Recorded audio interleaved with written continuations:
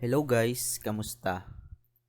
Ngayon, tuturo ko sa inyo yung part 2 ng paggamit ng Starlink mobile app. Una dito ang pag-update ng service address. Then next is how to order more than one Starlink. Actually, pwede siya up to 5 quantity. Then ituturo sa inyo yung process, how to report an issue to Starlink customer support. Then pwede din kayo mag-attach ng files. Then, kung paano matrack and ma-monitor yung inyong order gamit ang DHL website, how to navigate, explore. Then, next natin is how to switch or change service plan sa ating Starlink. Tara guys, simulan na natin. Nga pala guys, huwag niyong kalimutang i-like yung ating video at mag-subscribe din. Salamat. Una dito is itong my account. So, kailangan natin i-click yung user icon sa top right. Bago ang lahat, kailangan muna nating mag-login gamit yung credentials. Once na na-accept yung email and password, makikita nyo na itong mga menu na to. Una dito yung orders. So, dito makikita natin yung mga recent orders and tracking number. Then, pag click nyo to, makikita nyo yung order summary. So, nandito yung order date, yung pinakang status, and yung tracking number. So, pag nag-scroll down kayo, makikita nyo tong tracking number. I-click nyo lang to, then ma-redirect kayo sa DHL na tracking page. So, navigate nyo lang to sa baba. Click nyo yung details.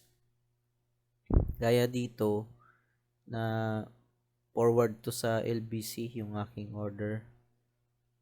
Then, in transit pa siya yung status.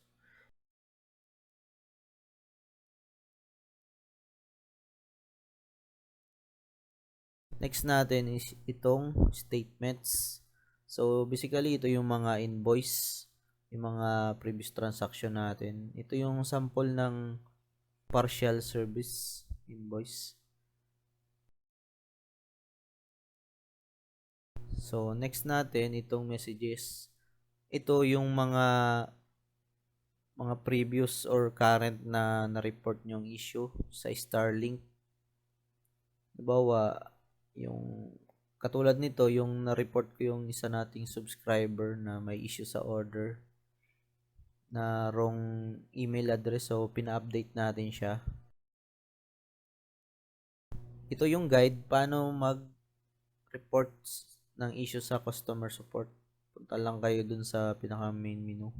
Then, kailangan dito makikita nyo yung thumbs up and thumbs down. So, makikita nyo lang to once na nakalagin kayo.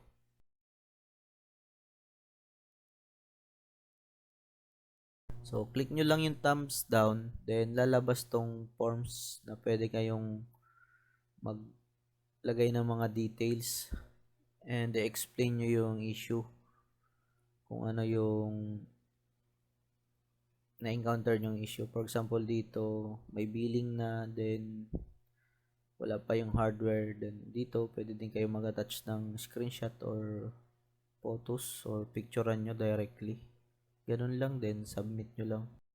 Then, next natin is itong shop. Ito, marami ditong accessories. For example, ito, itry natin itong Ethernet adapter. So, yun ang way para click nyo lang yung plus, then para ma-add to cart. Then, click nyo yung bag icon sa top right. Then, click nyo lang to. Proceed to checkout. Then, pwede nyo nang i-place order. Next naman natin itong data usage. So, ito lang, simple lang. Pwede nyo lang ma-monitor yung usage per month. Monitor.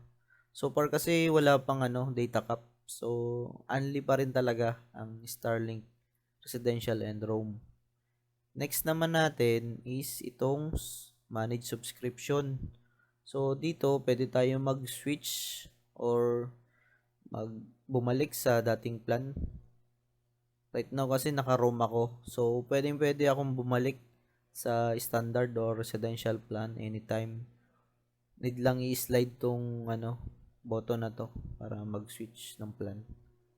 Next naman natin is itong service address. So click nyo lang to, then magpe-page not found, click nyo yung menu sa taas, then puntahan nyo lang yung my account. So ito yung my account gamit ko. Then click nyo itong manage para makita nyo yung service address nyo. Then may pencil icon under home address. So yun yung latitude and longitude ko na coordinates. So ito may map siya, then may marker, then equivalent niya yung pinakang coordinates ng location ko. So dito sa example, kailangan natin i-zoom out yung map, then example ko is lilipat ko yung address ko papuntang Buwak Marinduque. Pag nag-stop na kayo or may napili na kayong location dun sa exact na paglalagay nyo, active na yung availability. Then click nyo lang yun, then confirm change home address. Ayun, ganun lang kasimple guys. Updated na agad. Next naman natin, paano tayo order ng multiple Starlink, more than one. So dito, ang suggested ko is yung roam.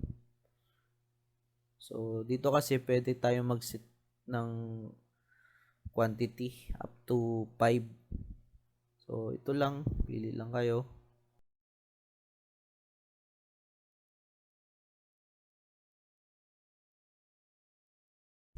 Then once nakapili na kayo, click nyo lang yung add to cart button, then redirect na kayo sa checkout. Make sure lang na meron kayong balance na enough yung balance nyo para then click nyo lang yung place order. Ayun lang.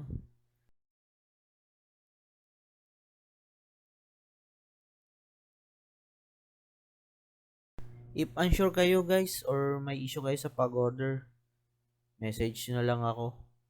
Pwede ko kayong i-help sa pag-process ng order. Ito yung Facebook ko. Then, pinaka-suggested ko is Maya or yung dating PayMaya na payment method. If wala pa pala kayo na Maya or PayMaya, pwede nyo gamitin yung aking referral code.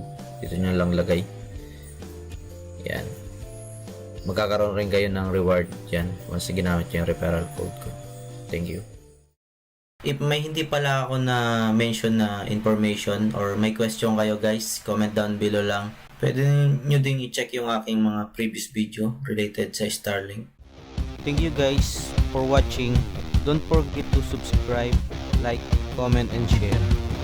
See you on my next video.